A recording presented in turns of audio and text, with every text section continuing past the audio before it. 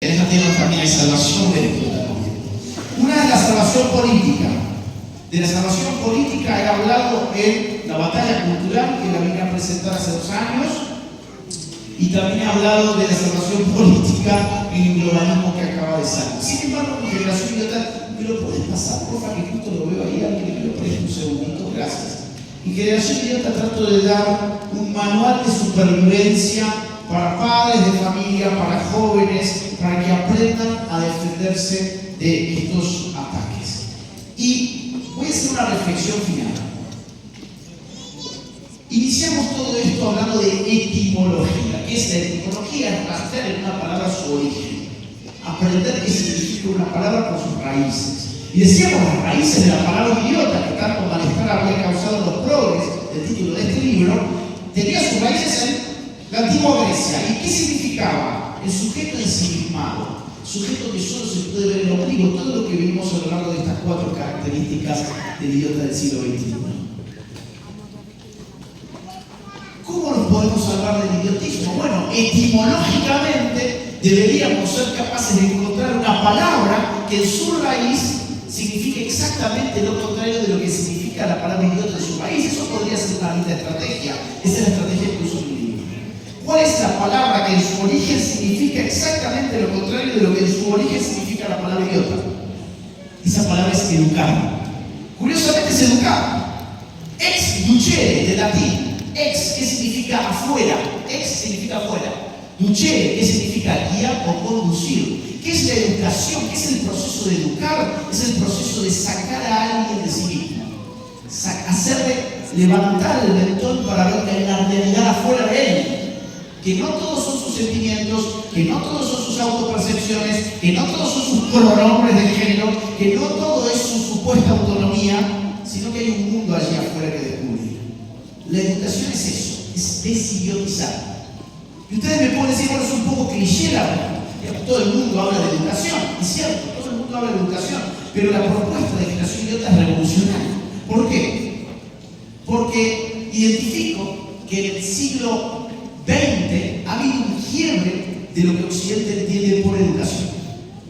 A partir del siglo XX, educación para nuestra gente empieza a significar un proceso, atención, esta es la reflexión final, un proceso estatizado, formalizado, periodizado y examinado que me va a brindar a mí un cartelito que dice que yo pasé por educación para obtener un trabajo después. Eso se constituye a partir de, sobre todo, el siglo XX. Occidente tuvo una tradición riquísima de educación que no tenía que ver con ninguna salida laboral. Tenía que ver con la realización de la naturaleza humana. Educarse es lo que necesita el hombre para civilizarse. Educarse es lo que necesita el hombre para ensanchar su alma. Esto lo podemos rastrear en Platón. Habíamos empezado con Platón, cerremos con Platón. Miren, si ustedes tienen el libro y me quieren seguir, déjenme encontrarlo nomás. Afortunadamente yo lo escribí así que debiera poder encontrarlo rápido. Acá está, 206, página 206. Le voy a leer un párrafo nomás de un texto de Platón, que es uno de los diálogos de Sócrates, titulado, en realidad, este se titula Protágoras. Protágoras es un sofista que llega a Atenas. El sofista es el que vende conocimiento. Enemigo de los filósofos. Sócrates es un filósofo, uno de los más importantes. Maestro de Platón y de Aristóteles. Bueno, ¿verdad? Platón fue de Aristóteles. Sócrates fue de Platón. Y Protágoras llega a Atenas y el joven Hipócrates se entera de esta noticia y corre despavorido a tratar de encontrarlo porque le quiere comprar el conocimiento. Y no lo encuentra, entonces acude a Sócrates y le pide: Sócrates, ayúdame a encontrar a este hombre que es un sabio y que le quiero comprar su conocimiento. Y Sócrates reprende muy duramente a Hipócrates en los siguientes términos.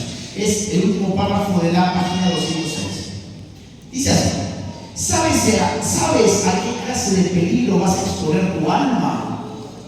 Desde luego, si tuvieras que confiar tu cuerpo a alguien, arriesgándote a que se hiciera útil o nocivo, examinarías muchas veces si deberías confiarlo o no y convocarías para aconsejarte a tus amigos y parientes, meditándolo durante días enteros.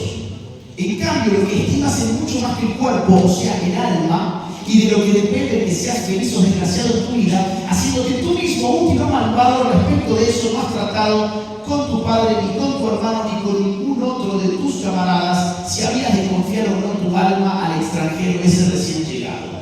La pregunta es, ¿qué es lo que está en juego en la educación de Hipócrates?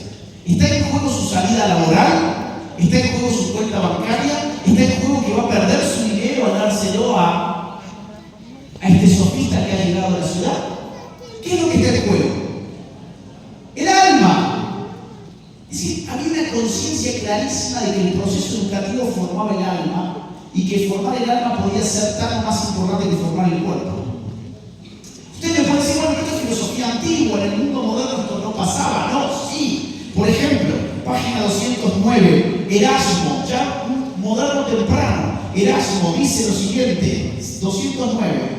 Nadie califica de prematuro este cuidado que se pone en la parte inferior del hombre, o sea, el cuerpo.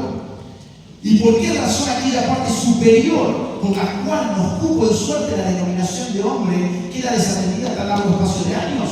¿No procedería absurdamente el que se le adornara el sombrero olvidándose de su cabeza sarnosa y despeinada? Pues digo yo que muy mayor absurdo es poner el cuidado que es razonable que se ponga en el cuerpo mortal sin tener en cuenta alguna la inmortalidad del alma.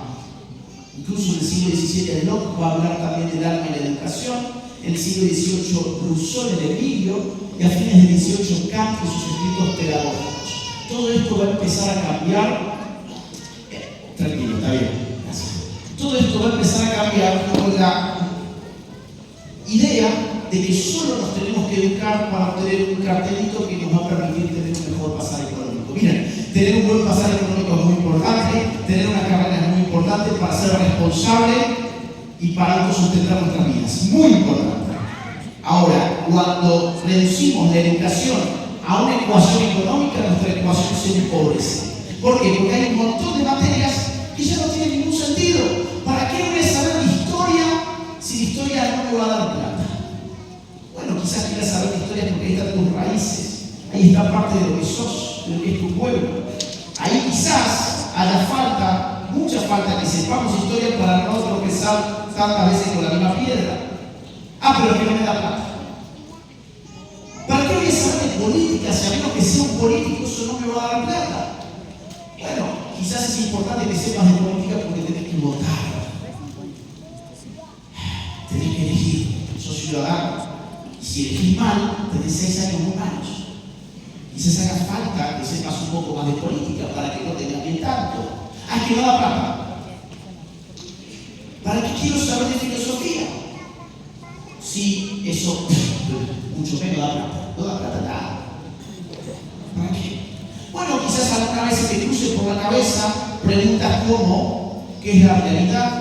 ¿Qué es la verdad? ¿Cómo puedo conocer? ¿Qué es el bien? ¿Qué es el mal? No solo en términos teológicos, sino filosóficos, morales, éticos. ¿Qué es el poder? Filosofía política. No sé, quizás aparezca esto en tu cabeza.